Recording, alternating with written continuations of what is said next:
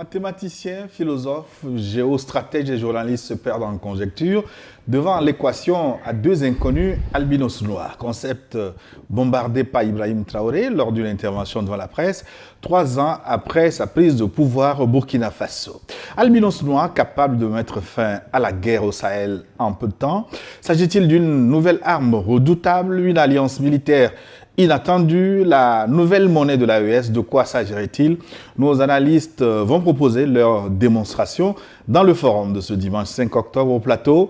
Luc Koumeyabalo Abaki, cher ami, bonjour. Bonjour Gilles, bonjour à tous ceux qui nous font cette confiance d'être là sur le rendez-vous du dimanche. Luc Abaki est journaliste, écrivain. Il est le président exécutif de l'Institut d'études stratégiques et de géopolitique appliquée. En sa compagnie, l'homme qui ne bouge pas, son excellence, Sagoyou Kegewe. Bonjour. Bonjour Gilles, bonjour Luc et bonjour à tous nos téléspectateurs. Oui, son excellence est ambassadeur, journaliste, ancien ambassadeur du Togo notamment. AES, albinos noirs, la nouvelle arme burkinabé qui fait trembler le monde. Vous êtes conviés à nous dire ce que vous pensez de ce concept. Donnez-nous votre définition. Nous comptons sur vous pour déchiffrer l'énigme du Sphinx. Plus 228 96 08 43 43 pour nous répondre via WhatsApp. Vous pouvez également nous écrire sur les réseaux sociaux à travers lesquels nous diffusons en direct, notre chaîne Facebook et notre chaîne YouTube également. Et nouveauté aujourd'hui, vous nous recevez en direct également sur New World Radio 90.5. Merci d'être en direct avec nous. Alors, comme je vous le disais, Ibrahim Traoré a encore accordé une nouvelle interview à la presse nationale et internationale, 3 ans après sa prise de pouvoir. IB, finalement, est-il trop présent à l'écran, au micro, devant les caméras, puisque ça fait la énième interview, là, Luc Abaki? Alors, Gilles, tu t'imagines bien que tu poses la question à un journaliste communicateur qui a toujours prêché l'intérêt pour les dirigeants, pour les leaders d'opinion, de communiquer. La communication, c'est le soubassement, l'instrument de base qui permet de sédimenter les relations entre les individus pour construire la société, pour entretenir le vivre ensemble. Il est important de communiquer. Et de ce point de vue, je pense que Ibrahim Traoré fait tout simplement bien de maintenir cette communion verbale avec son peuple et avec l'ensemble des Africains. Alors, je voudrais quand même faire un clin d'œil, enfin une petite analyse sur sa posture elle-même. Vous voyez, le naturel avec lequel il s'exprime, sa posture physique, etc., montre clairement que c'est un monsieur qui est imbibé dans les réalités existentielles de son peuple. C'est quelqu'un qui a une vision qu'il maîtrise, qu'il porte, et qui est attaché à ses valeurs identitaires, de sorte que lorsqu'il parle, il n'a pas besoin de papier, il n'a pas besoin de buter, il n'a pas besoin de quoi que ce soit. Il a une pensée suffisamment structurée et claire. Et puis en plus, comprenons tout simplement que nous sommes dans un contexte de guerre. De guerre, oui, militaire, mais de guerre aussi de communication, justement. Alors, dans un tel contexte où, justement, il y a une forme d'inquiétude et d'angoisse qui emballe le peuple, il est important que le leader, qui fait donc la voix, soit toujours présent pour orienter, pour galvaniser, pour motiver et pour créer l'énergie, la dynamique importante et nécessaire qui permet justement de lever l'équivoque sur tout ce qu'il y a de malentendu et tout ce qui empêche justement ce peuple d'évoluer et d'avoir de l'espoir. Donc je pense que Ibrahim Traoré est en train de nous montrer un exemple de leadership à travers d'abord sa communication, mais surtout aussi à travers l'ensemble des actes qu'il pose et qui recrée l'espoir et la confiance au sein donc de sa population. Il lui est reproché régulièrement sur One Man Show. Il est dit qu'il est trop présent à l'écran parfois. C'est ce que disent ses détracteurs. Excellence Sogoyou Kegewe. Tu sais, nous devons travailler sans tenir compte de ce que pensent nos détracteurs. Si c'était détracteur que tu écoutes avant d'agir, ça veut dire que tu n'agiras jamais ou bien tu agiras toujours mal. C'est qui les détracteurs? C'est les pauvres aigris, méchants, toujours en train de chercher à détruire, à faire du mal. Ces détracteurs eux-mêmes, en le dénonçant, eux aussi, ils occupent trop les médias. Parce que c'est par médias interposés qu'ils dénoncent son excès de communication. Laissons ça de côté parce que les détracteurs, tout le monde en a. Je ne connais pas s'il y a quelqu'un sur cette terre qui n'a pas de détracteur, j'ai toujours dit ici, nous sommes dimanche, que Jésus était venu, il n'a insulté personne, il n'a dit du mal de personne, il a prêché la paix, il a prêché l'amour. Mais il avait des détracteurs et pas des moindres. Et quand ils l'ont pris, ben, ce n'était pas du tout pour le caresser dans le sens du poil. Le reste, vous le savez mieux que moi. Donc, à partir du moment où ce type-là, qui est venu prêcher l'amour et la paix, a été crucifié, toi, un simple humain sur terre, avoir des détracteurs est ce qu'il y a de plus normal. Il ne faut même pas en faire une histoire. Ceci dit, le président Ibrahim Traoré, mais on est mieux servi que par soi-même. Il est porteur, disons, d'idées, il est porteur de programmes, il est porteur en tout cas, des messages pour toute la population burkinabé et pour nous tous, pour les Africains que nous sommes. Les détracteurs étant la plupart du temps des non-africains ou bien les valets de ces non-africains, ça ne nous fait ni chaud ni froid. Mais nous, les Africains, qu'on soit dans l'AES ou qu'on ne soit pas dans l'AES, vous avez vu quand le misérable général l'anglais qui l'avait attaqué, mais il y a eu des manifestations jusqu'aux États-Unis, jusqu'à Haïti, jusqu'en Afrique du Sud.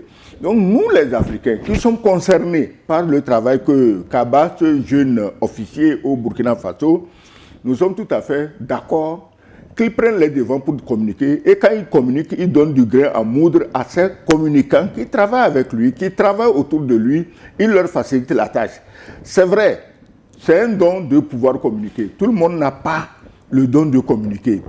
Maintenant, tous les présidents, on ne leur passe pas un oral de savoir bavarder avant d'être élu président, non.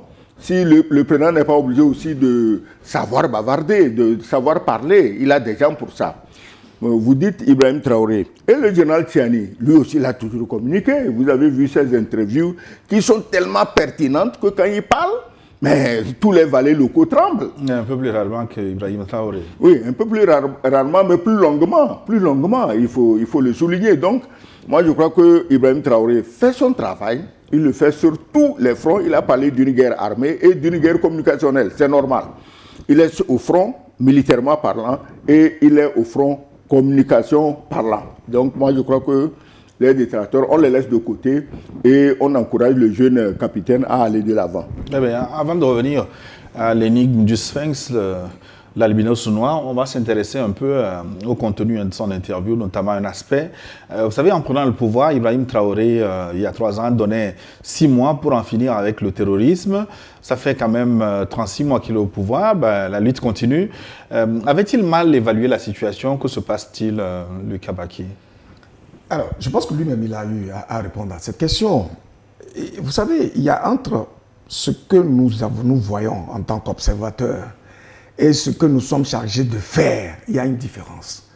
Ibrahim Traoré était un officier, il était donc chargé d'un régiment, il travaillait, il regardait, il voyait de près les difficultés que son pays rencontrait. Et puis donc, en imaginant tout simplement l'énergie qu'il a en lui, en s'évaluant de soi-même, il s'est dit, mais écoutez, si moi j'ai les manettes de ce pouvoir, il suffit que je regarde ça dans ma société, et puis mais en 3 mois, je résous ce problème.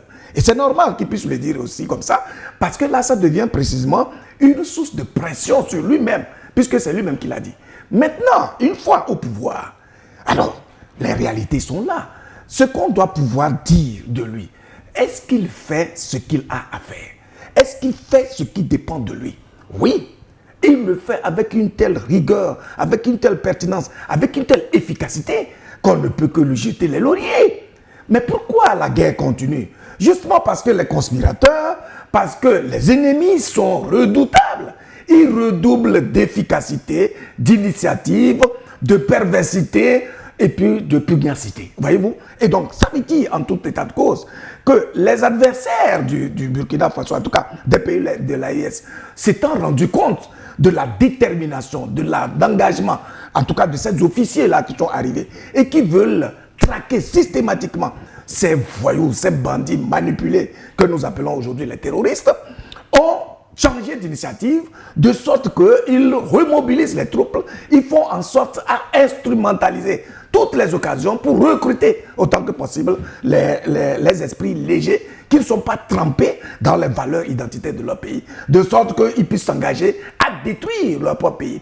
Donc c'est clair que la guerre continue simplement parce que les ennemis se sont remobilisés et ils ont compris qu'il faut vraiment se réorganiser et se donner les plus grands moyens possibles de sorte à amener le doute dans l'esprit justement de ces officiers-là qui ont eu le mérite de lancer un nouveau défi à leur peuple. Ils ont décidé de rompre avec l'establishment, avec le conformisme, de sorte qu'ils aient pris des décisions audacieuses qui remobilisent les consciences et qui, heureusement, donnent des résultats assez probants. Même si pour le moment, ce combat n'a pas été conclu, il est clair que les pas décisifs qu'ils sont en train de franchir vont finir par donner un résultat, en tout cas concluant, pour en tout cas ce pays-là. Excellence Sogolou Kegewe, 3 ans, Ibrahim Traoré n'a pas vaincu le terrorisme. Est-ce que c'est négatif pour son bilan? Tu sais combien d'années les Américains ont passé en Afghanistan avant de fuir comme des lapins? Tu sais combien d'années les mêmes Américains ont passé au Vietnam avant de fuir encore comme des lapins? Tu sais combien d'années les Français ont guerroyé dans les rizières du Tonkin et avant de finir en lambeaux à Dien Bien Phu? Donc, ce ne sont pas des guerres normales. C'est-à-dire que des guerres où c'est l'armée de tel pays qui est face à l'armée de tel autre pays. Le capitaine Traoré, il y a 3 ans, qui disait finir la guerre dans 6 mois, bon, excusez-moi, je crois que, bon, il a mal évalué la situation, hein, peut-être. Donc, parce qu'il a cru que c'était une guerre. L'ennemi est là, on le connaît, on fait face à l'ennemi. Mais l'ennemi, on ne le connaît pas. Le problème, c'est que l'ennemi, dans ces rébellions du Sahel, on ne le connaît pas. Comme d'ailleurs chez nous ici, on ne le connaît pas. Puisque l'ennemi n'a même pas de revendication. Il ne dit pas au pouvoir en place, bon, écoutez, nous, on vous fait la guerre parce que vous n'avez pas fait ci, vous n'avez pas fait ça. Les porteurs des revendications des terroristes sont ailleurs. Alors, quand Traoré est venu au pouvoir et il dit qu'il en finit dans 6 mois, c'est qu'il ne savait pas que même les soi-disant terroristes, ce ne sont pas des Burkinabés. Si les terroristes étaient sous des Burkinabés, la guerre serait finie depuis. Parce que tu as vu les tentatives que les oiseaux de malheur ont voulu orchestrer pour opposer les ethnies. Ah, ça c'est les Peuls, ah c'est les Mossi, ah c'est les Bissa, ah c'est bon, je ne connais pas les noms de toutes les ethnies du Burkina, mais on a voulu au départ mélanger les ethnies pour que les ethnies s'entre-déchirent. Pourquoi ça n'a pas marché? Parce que ces différentes ethnies ont fini par comprendre que ceux qui viennent ensanglanter leur pays, on les recrute dans les pays voisins ou lointains pour venir commettre leur forfait. Et celui qui les recrute n'a pour toute ambition que de s'accaparer des biens du Burkina. Je crois que les Burkinabés, de la base, du plus humble berger jusqu'à l'intellectuel de Ouagadougou, ont fini par comprendre que notre intérêt réside dans notre union pour défendre notre pays contre ces exploitants insatiables qui, depuis 1 ou 2 siècles, boivent le sang de nos populations et ne sont jamais rassasiés. Donc, Ibrahim Traoré, s'il n'avait affaire qu'à des Burkinabés mécontents, mais il aurait déjà fini son affaire. Mais les terroristes viennent de loin, ils sont massivement financés. Tu sais, aujourd'hui, les guerres qu'on fait, mais tu n'as jamais devant toi ton ennemi. Les soi-disant terroristes auxquels le Burkina, Mali, Niger ont affaire, ils ne sont pas de ces pays. On leur envoie ces gens. C'est comme en Ukraine. Hein? On dit que Poutine fait la guerre à l'Ukraine. Poutine n'a jamais fait la guerre à l'Ukraine. Poutine fait la guerre à l'OTAN. L'Ukraine n'est que le masque, le faux nez de l'OTAN pour faire la guerre. Dans nos pays, c'est la même chose. Les vrais guerriers, les vrais fauteurs de guerre et de troubles, ce ne sont pas les pauvres bouviers qui sillonnent le Sahel pour tuer de pauvres paysans. Non. Donc, tant que l'ennemi que tu as devant toi, tu peux le défaire en moins de 6 mois.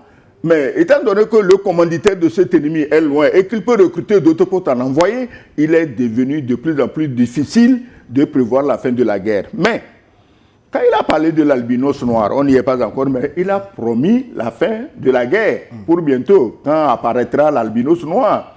Bon, écoutez, moi, on y arrivera. Sinon, j'ai réfléchi, je cherchais ce que c'est qu'un albinos noir.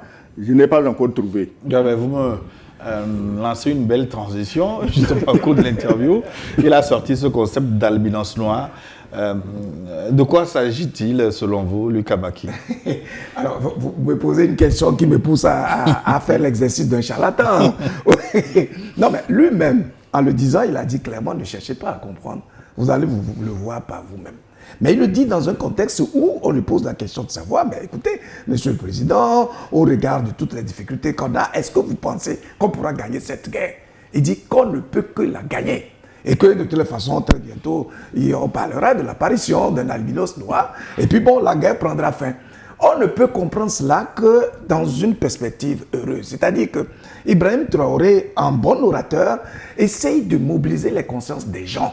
De sorte qu'ils comprennent que quoi qu'il arrive, et quelles que soient les difficultés d'aujourd'hui, ce qui est certain, c'est que une fois qu'ils sont déterminés, une fois qu'ils ont l'engagement, une fois qu'ils ont l'énergie qu'il faut, ce qui est certain, c'est qu'ils auront toujours les moyens de venir, d'arriver au bout de cette guerre-là. Quand on voit un peu les pas qu'ils ont déjà posés, les armes qu'ils ont pu conquérir, la façon dont ils ont mobilisé aussi bien l'armée que la VDP et le peuple lui-même, ainsi que les promesses qu'il est en train de faire, visant même à amener le Burkina à être en mesure de fabriquer lui-même ses armes, ce qui n'est jamais arrivé, en tout cas pour l'essentiel des pays d'Afrique. C'est clair qu'il est en train de nous annoncer qu'il y a encore des prouesses à partir de cette ligne qui est déjà définie. Nous n'avons pas besoin de deviner la nature de cet albinos, mais ce qui est sûr, c'est que l'armée burkinabé est en train d'aller crescendo. Elle est devenue un rouleau compresseur. Si jamais Ibrahim Traoré a le génie de trouver une pièce nouvelle qui permet d'avoir des résultats plus probant, mais on ne pourra que le saluer. Et puis, donc, pour vous, l'albinos noir ne renvoie pas à une réalité concrète? Qu'elle soit concrète ou pas, moi je ne veux pas deviner tout simplement parce que je sais que la ligne qui s'est définie, la dynamique qu'il a amorcée, l'élan qu'il a pris permet d'espérer tout de positif, en tout cas en ce qui concerne sa méthode de gouvernance et de gestion du pays. Bientôt, nous parlerons d'un albinos noir qui va apparaître et vous verrez, ne me demandez pas de quoi il s'agit, je pense que vous comprendrez plus tard, la guerre va finir et très vite. Ben, c'est ce qu'il a dit exactement, Excellence Sogoyou Kegoe, vous qui lisez dans les courriers, albinos noir, de quoi s'agit-il? J'ai consulté tout ce que j'ai comme courrier, ça n'a rien donné. Hein, et je crois que dans certains pays, on a mobilisé les marabouts, les charlatans, les fétiches pour comprendre l'albinos noir, mais apparemment, les gens n'ont pas compris. Et je crois que, vous savez, Ibrahim Traoré est devenu le maître des énigmes, parce que le terme albinos noir auquel nous peinons à trouver un sens, c'est que ça doit être quelque chose disons, de costaud. Puisque lui, il a dit albinos noir, on peut prendre ça comme une plaisanterie. Albinos et noir, ben, l'albinos, tout le monde sait que l'albinos, c'est d'abord le noir naît albinos, c'est noir. Et quand il naît albinos, il n'est plus noir. Alors comment on peut être albinos et noir? Tu disais que c'était une équation à deux inconnus. Non, c'est une seule inconnue. Le noir, on le connaît, mais c'est l'albinos qu'on ne connaît pas. Voilà l'équation, c'est que albinos inconnu et noir connu. Qu'est-ce qu'on fait? Il faut s'adresser peut-être aux meilleurs mathématiciens. Ils nous expliqueront comment cela se résout comme problème. Donc,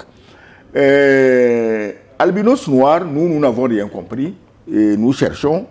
Nous croyons l'assurance avec laquelle le président Ibrahim Traoré a annoncé l'arrivée de cet albinos noir. C'est comme si on annonçait le retour du Messie, l'arrivée du Messie, celui par qui tout va changer. Alors que toi et moi, on prend ça peut-être pour un jeu de mots, mais je vois que l'albinos noir sème une panique générale chez les ennemis du Burkina. C'est là que je me dis, mais peut-être eux, ils ont compris de quoi il s'agit. Sinon, ben, albinos noir, pourquoi j'en ferais une histoire? Mais si ça sème la panique, jusqu'à des interdits soient proclamés sur l'utilisation du terme, ben, tu comprends que des gens ont compris ce que c'est que l'albinos noir et ça ne réserve absolument rien de bon pour eux. Oui, vous faites allusion à la sortie du procureur de la République de la Côte d'Ivoire qui interdit utilisation ou commentaire de ce concept albinos noir parce que selon lui, le concept est stigmatisant pour les albinos. Mais ce n'est pas une insulte pour un albinos qu'on disait. D'abord, l'albinos rêve d'être noir comme ses frères et sœurs. Alors, dire albinos noir, en quoi on le stigmatise? Être noir n'est pas une insulte pour un albinos. Est-ce que tu comprends? Et là, il n'a qu'à dire qu'on stigmatise les noirs, parce que c'est les noirs qui ne veulent pas être albinos. Mais l'albinos souhaiterait être noir comme ses frères, parce qu'ils naissent, même père, même mère, mais voilà, il y a un qui est albinos. Et il se demande, mais pourquoi moi et pourquoi pas les autres? Donc, cette affaire-là, tu sais, ils ont leur raison. Moi, je ne veux pas spéculer sur... je ne crois pas que le mot albinos noir, si c'est vrai que cela stigmatise, que ce soit seulement dans un pays donné que cette stigmatisation soit dénoncée. Nous aussi au Togo, on aurait pu dénoncer la stigmatisation. On a des albinos au Togo. Heureusement, dans nos pays ici, les albinos n'ont aucun problème comparé à d'autres pays où les gens prennent les albinos comme leurs poulets pour faire leur sacrifice humain. Est-ce que tu comprends ça? D'ici, nous, on n'a pas de problème avec les albinos. On aurait pu, nous aussi, se redresser sur nos queues pour dire, ah non, Ibrahim Traoré, il ne faut pas stigmatiser nos albinos. Il n'a en rien stigmatisé aucun albinos. Les gens ont leur motif pour se mettre sur les ergots. Ils n'ont qu'à le dire clairement que voilà pourquoi nous, on n'aime pas l'expression albinos noir. Sinon, on ne stigmatise pas les albinos. Le monde est vaste. Ça m'étonne, ça m'étonne. Il y a partout des organisations de défense des droits de l'homme, de ceci. Aucune de ces organisations n'a hurlé au scandale que le président du Faso dise albinos noirs. Pourquoi un pays comme un autre où on a tous les problèmes que nous tous nous avons, hein, on ne va pas stigmatiser quelqu'un, on a des problèmes de droits de l'homme, on a des problèmes de ceci. Pourquoi c'est lui qui se met maintenant à dénoncer une stigmatisation? Stigmatisation de qui? C'est lui qui fait maintenant la stigmatisation contre les albinos noirs parce que personne n'avait pris ce terme négativement. Sauf les ennemis du Burkina qui tremblent devant le terme et c'est à eux de nous expliquer pourquoi ils tremblent. Luc Kabaki, le concept albinos noir, est-ce qu'il est injurieux? Non, mais écoutez, justement, est-ce que même le contexte dans lequel Ibrahim Traoré a parlé, mais c'est un contexte plutôt glorieux, c'est-à-dire l'albinos noir en question viendrait mettre un terme enfin, permettrait, en tout cas son apparition, permettrait de mettre un terme à la guerre. Donc, normalement, voilà, normalement, c'est un messie, c'est-à-dire que c'est une opportunité qui devrait réjouir tout le monde à la fois, parce qu'en réalité, la guerre, elle sert à quoi? À tuer les gens? Ou bien c'est pas ça. Donc, c'est pour dire qu'en réalité, qui se sent morveux se mouche. Dans un contexte comme celui-là, lorsque un procureur de la République sort pour commencer à s'agiter et à s'attaquer à ceux qui récupèrent ce terme d'albinos noir, sans pour autant attaquer l'auteur lui-même. Donc, ça dit que c'est un président de la République qui, au cours d'une interview adressée à son peuple, dit, écoutez, ne perdez pas l'espoir, je vous promets ceci, il y aura bientôt l'apparition d'un albinos noir qui permettra de mettre un terme à la guerre. Il parle à son peuple. Mais pourquoi donc autant d'agitation? Au point où un homme garant de la loi, qui est chargé d'observer, de travailler pour la régulation de la quiétude ou de la paix sociale, s'insurge contre un terme qui a été utilisé par un homme d'État. Et s'attaque justement à ceux qui utilisent ce terme pour s'interroger justement sur la nature et l'identité justement de cet albinos qui permettrait d'apporter la bonne nouvelle au peuple du Sahel. C'est quand même curieux et extraordinaire et j'ai l'impression que c'est le subconscient justement de ces gens-là qui est en train de se manifester, de se révéler. Parce que s'ils ont compris justement le sens de cette question d'albinos noir, ils ne peuvent pas le révéler non plus parce qu'en fait, ça veut dire qu'ils se savent concernés justement par ce concept d'albinos noir. Mais en tout état de cause, je salue encore une fois le charisme d'Ibrahim Traoré. Vous savez, en art oratoire, il est bien aussi de créer certains nœuds et qui font que les gens s'interrogent. Les gens n'arrivent pas à vous saisir automatiquement et totalement. De sorte qu'il y ait quand même une forme de mythe autour de la personne. Et en cela, je pense que Ibrahim Traoré réussit parfaitement. de créer l'impasse dans l'esprit de beaucoup de gens, des agitateurs, de surtout ceux qui conspirent contre son peuple. Ils se disent, ah, sûrement que ce monsieur a dû mettre le pied sur quelque chose. Il risque de nous surprendre désagréablement par justement cette façon fertile et féconde justement d'entreprendre et d'initier pour nous vaincre. Voilà. C'est vrai que il a quand même bien surpris, agréablement en créant ce concept. J'avais jamais entendu parler d'Albinous Noir auparavant. Mais donc, cette sortie du procureur de la République en Côte d'Ivoire, ça vous offre finalement une piste, puisque du monde entier, c'est... Non, écoute Gilles, quand le capitaine Traoré a parlé, je me dis, mais le type là, hein, il a le sens de la formule, voilà, il a beaucoup d'imagination, il a beaucoup d'humour. J'ai mis ça sur le dos de tout ça. C'est plutôt la réaction du procureur de la République à Abidjan qui m'a dit, mais tiens, c'est une affaire sérieuse. Ibrahim Traoré, en parlant, n'avait pas visé Abidjan. Il parlait, comme il a dit, il parlait à son peuple. Il a dit à son peuple, mais nous souffrons depuis des années, mais je vous promets que viendra l'albinos noir et la guerre prendra fin. Est-ce que c'est quelque chose qui aurait rapport avec la Côte d'Ivoire? Mais pourquoi ça aurait rapport? Est-ce que c'est la Côte d'Ivoire qui fait la guerre contre le Burkina? Non, puisque le procureur a réagi interdisant l'utilisation. Non, je dis, à ma connaissance, laissons de côté les rumeurs. À ma connaissance, la Côte d'Ivoire n'a jamais déclaré la guerre contre le Burkina. Alors, maintenant, peut-être ils avaient ça en projet. C'est ça, et même si c'était le cas, ce n'est pas au procureur de réagir. Voilà. Parce que les procureurs ne font pas la guerre. Hein? On sait qui, en cas de crainte d'une guerre, qui est habilité à prendre la parole. Ce n'est pas un procureur. Donc, à ma connaissance, le Burkina, la Côte d'Ivoire ne fait pas la guerre contre le Burkina. Et si on promet la fin de la guerre au Burkina, je ne sais pas pourquoi ça toucherait la Côte d'Ivoire. C'est ça le problème. C'est ça. Les Burkinabés souffrent. On refuse de les aider. On soutient les terroristes. On mobilise même des armées pour aller combattre des gouvernements qui luttent contre ces terroristes. Et aujourd'hui, un président de l'espace AES dit, mes amis, mon peuple, bientôt on va sécher nos larmes. L'albinos noir viendra et nous sauvera. Peut-être il parle de Jésus-Christ, on ne sait pas. Hein? Pour un musulman, ce serait bizarre. Oui. Peut-être il parle de Jésus-Christ. Ou bien, je ne sais pas si chez les musulmans, il est prévu le retour du prophète. Ou bien, dans ce cas, il parle du prophète. Il va revenir et nous libérer. Est-ce que nourrir un espoir pour soi-même et pour son peuple, en quoi cela touche un autre pays ailleurs? Alors, comme il le dit, il y a anguille sous roche. Le conscient et le subconscient se mettent en pleine ébullition, mais ils n'ont qu'à faire attention parce que maintenant la maladie AVC, là, ça se promène beaucoup, hein, parce que ce n'est pas la peine que même ils s'empoisonnent. Hein. Ibrahim Traoré leur souhaite bonne santé, il leur souhaite longue vie, hein, mais lui il attend son albinos noir et ils ne pourront rien contre l'albinos noir de Ibrahim Traoré. Je dis que moi j'avais pris ça comme de la plaisanterie, mais la réaction du procureur de la Côte d'Ivoire nous dit que c'est une affaire extrêmement sérieuse à laquelle il faut accorder beaucoup d'attention. Ce qui est encore surprenant, c'est qu'au cours de cette interview, le cas ivoirien a été clairement évoqué. C'est-à-dire qu'on a posé la question à Ibrahim Traoré de savoir s'il a le sentiment que la Côte d'Ivoire sert de base arrière aux terroristes. Sa réponse a été très claire et sans embâche, que la Côte d'Ivoire fait plus que ça. C'est-à-dire qu'ils hébergent pratiquement tous les ennemis du Burkina Faso. Ils les financent, ils les entretiennent. Moi, je pense que c'est quand même une accusation grave qui devrait en réalité amener le régime ivoirien à réagir si vraiment c'est des accusations fallacieuses.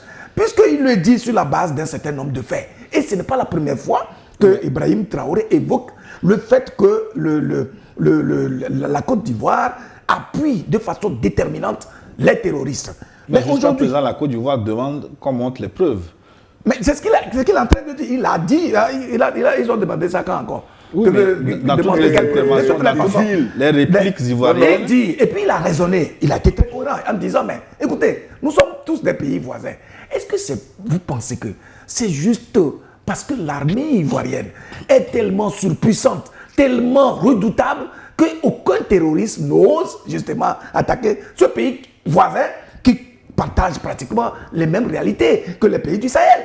Alors, donc, ces questions-là titille quand même l'esprit humain. On est obligé d'analyser et de raisonner. Oui, et si ce n'est pas le cas, la Côte d'Ivoire demande des preuves et non un raisonnement. Oui, à propos de preuves, Gilles, vous savez, nous, dans le monde francophone, nous sommes enfermés dans la bêtise. Le monde francophone, on ne réfléchit pas. On nous a tellement moutonnisés depuis des siècles. Je te rappelle un fait. Prends l'histoire actuelle entre l'américaine Candace Owens contre l'épouse du président de la République française. Qu'est-ce que la justice américaine demande au Macron? Prouvez que vous n'êtes pas ce qu'elle dit. C'est plutôt c'est la justice américaine qui fonctionne. Oui. C'est pour te dire que si on avait un peu de bon sens chez nous, c'était aux Ivoiriens de prouver à Traoré que nous, on n'héberge personne. Ah ouais, voilà ce que je veux te dire. Et il demande quelle preuve? C'est à lui de prouver qu'il n'héberge personne. Mais ce n'est pas comme ça que la justice fonctionne chez nous. C'est pourquoi je dis que la justice moutonnière des systèmes francophones n'est pas une justice. C'est ce que je me tue à te dire. Écoute ça. Tu ne vas pas me dire que la justice américaine est moins bonne que la justice française. Donc, les Américains, quand ils ont dit au Macron, c'est à vous de donner les preuves, ils n'ont pas pu se soustraire à ça. Pourquoi ils n'ont pas dit, ah non, chez nous, la justice, c'est pas comme ça. Il faut chercher une justice qui soit juste. Pas une justice qui endorme les gens, qui piétine les gens, qui ferme la bouche à ceux qui ont raison. Donc, la Côte d'Ivoire aussi est en droit de donner des preuves que Burkina, nous sommes des voisins, nous n'avons aucun intérêt à semer le désordre chez toi. Est-ce qu'il demande les preuves? Tous les terroristes en cravate, qui étaient ministres, qui étaient président de CENI, qui était président de ceci à Ouaga et qui sont à Abidjan. On a besoin de prouver quoi maintenant? Dis-moi concrètement. On va prouver qu'ils sont là-bas ou non. Ouagadougou héberge également des opposants ivoiriens. Mais tu peux me donner le nom d'un opposant ivoirien que Ouagadougou héberge? Donne les noms. Moi, je te parle quand je te parle de... On a vu Guillaume Soro. Guillaume Soro, il t'a dit qu'il est à Ouagadougou. C'est un voyageur, c'est un petit oiseau. Il va d'un pays à un autre. On a vu Gbagbo Koné. D'abord, à Ouagadougou. Attends.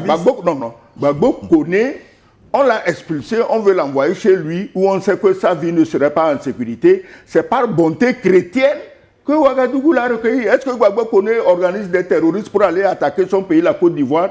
C'est un homme trop intelligent pour envoyer des terroristes contre son pays. Voilà. Par contre, les Ivoiriens et les Burkinabés qui sont en Côte d'Ivoire n'ont pas la même intelligence. Ils n'ont pas le même respect et le même amour pour leur peuple.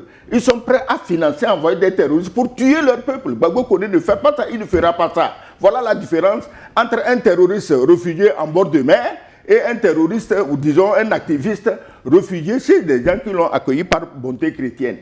Voilà. Non, alors, et puis il faut ça dit que Ibrahim Traoré est tellement cohérent.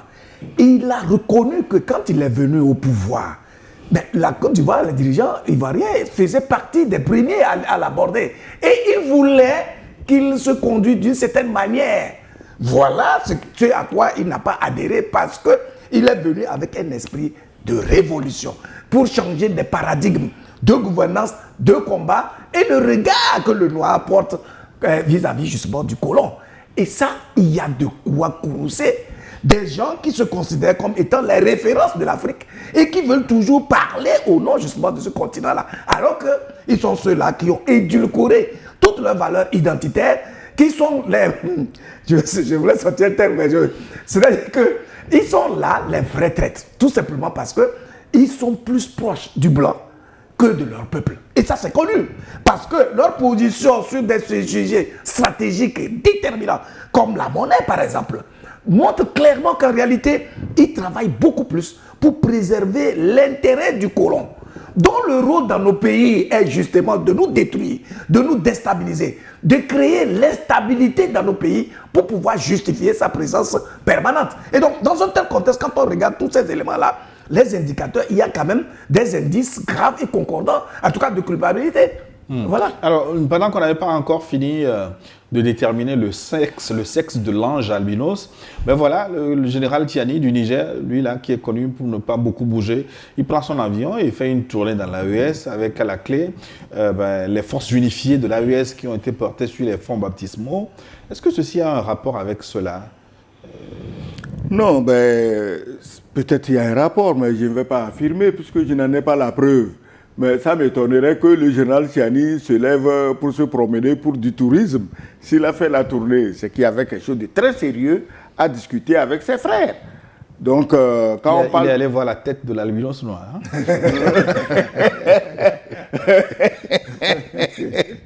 Non, je crois que pour arrêter de paniquer des gens, on peut réduire un peu l'albinos noir ici, parce qu'apparemment les gens ne dorment pas, et notre souci ici, c'est pas de leur donner des insomnies.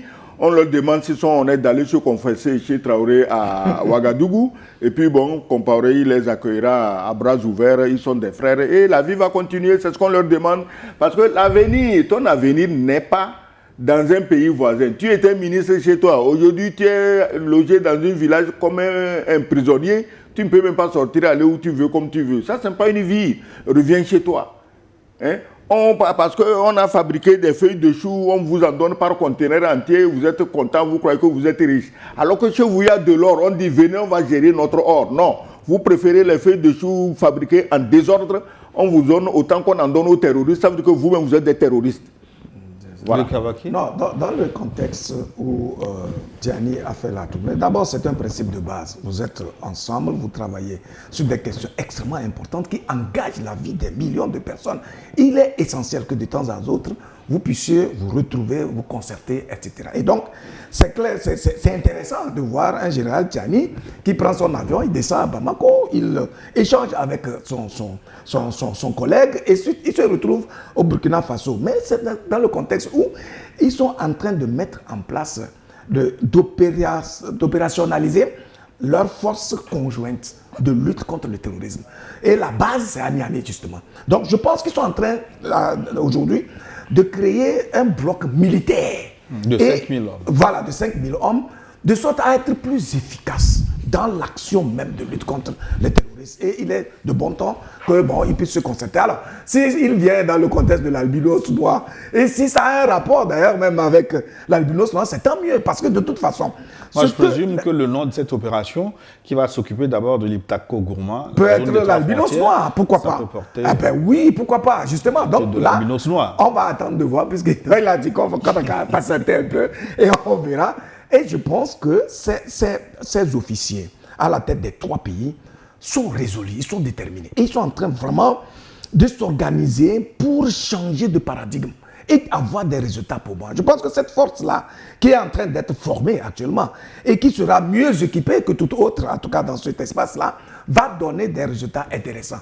Et on va attendre pour voir, mais c'est aussi intéressant parce que tous ces dirigeants-là n'agissent pas que sur le plan militaire. Ils sont en train de réorganiser carrément leur société, notamment sur le plan du développement, de l'économie, etc. Et cette interview d'Ibrahim Traoré a été tellement enrichissante qu'elle a rendu compte, non pas seulement au peuple burkinabé, mais à l'ensemble de tous ceux qui ont l'occasion d'écouter cette interview, qu'il est possible de changer beaucoup de choses en Afrique pour peu que l'on dispose de la vision et que l'on se consacre véritablement à la cause commune, à l'intérêt supérieur de la nation. Et donc, je pense que on ne peut qu'être heureux de constater que malgré toutes les conspirations et toute la fronde, toute la puissance des redoutables conspirateurs, en tout cas les pays de l'AES sont en train de perdre des pas décisifs. Je lisais un article dans la semaine où la Banque mondiale féliciterait le Burkina Faso et le président Ibrahim Traoré pour sa vision stratégique. D'ailleurs, je risque de passer un coup de fil à Ibrahim Traoré pour qu'il nous propose le corrigé de son exercice à albinos noir finalement, à la fin de cette émission. Oui, attends, la Banque mondiale travaille avec des chiffres. Ce n'est pas pour les faux étudiants de Harvard, les faux étudiants de machin. Ah, j'ai travaillé à la Banque mondiale. Tu as travaillé à la Banque mondiale, tu ne comprends rien à l'économie. Hein? Ça se fait aussi. J'ai travaillé à la Banque mondiale, ah, j'étais au FMI, ah, j'étais directeur de BCAO, machin. Et tu ne comprends rien à l'économie. Vous parlez de qui?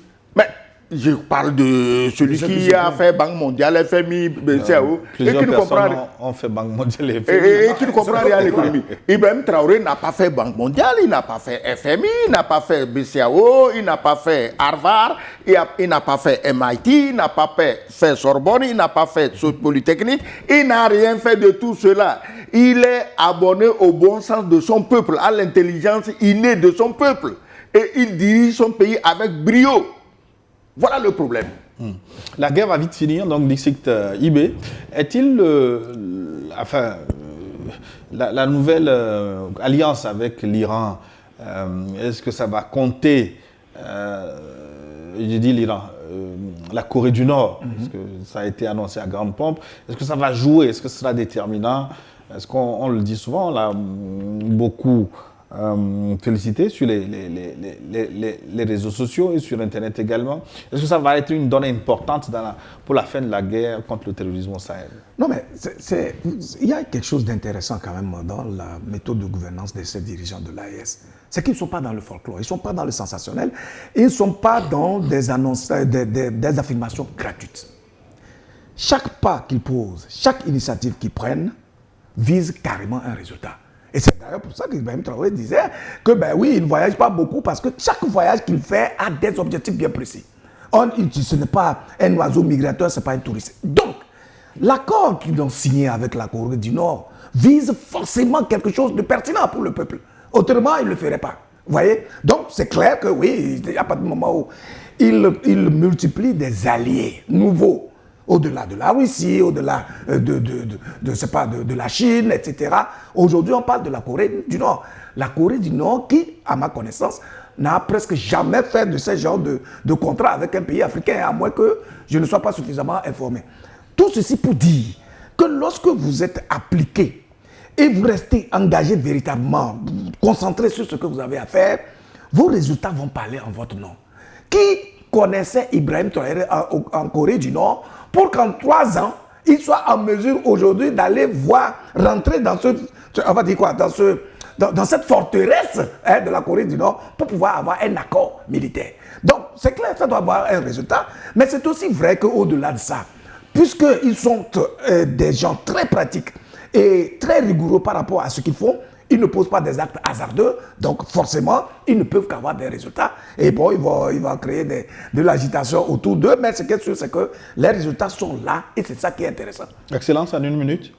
La Corée du Nord, si c'est elle qui peut amener une solution, mais allons en Corée du Nord. Mais ça fait combien de temps nous disons ici que les puissances coloniales n'ont qu'à se dire que la colonisation est terminée et qu'ils peuvent traiter avec les Africains d'égal à égal. Ils ne veulent pas ça. Ils ont besoin d'esclaves. Et les esclaves, certains du Sahel disent que nous, on ne veut pas être esclaves. À côté, sur la côte, il y en a qui sont très heureux d'être esclaves des Blancs. Ok, ça c'est une autre histoire. Excellence, on va marquer une pause. Voilà. Parce qu'il est l'heure pour des impératifs commerciaux. Une pause du journal. On se retrouve dans la seconde partie pour clôturer sur l'énigme. L'albinos du Sahel est peut-être au besoin de demander à Ibrahim Traoré lui-même ce qu'il dit, ce qu'il vise à travers ce concept. A tout de suite pour New World Forum 2.